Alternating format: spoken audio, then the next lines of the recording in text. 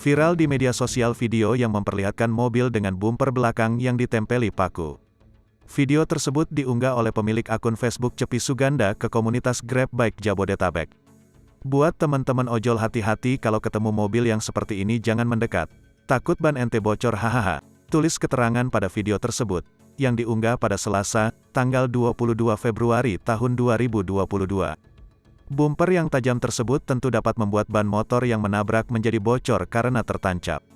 Sementara dampak pada mobil yang menyundul, bisa saja paku tersebut menancap pada bumper depan dan menyebabkan bolong. Budianto, pemerhati masalah transportasi, mengatakan, setiap pengemudi dilarang memasang perlengkapan yang dapat membahayakan keselamatan lalu lintas. Aturan tersebut tertulis dalam Undang-Undang No.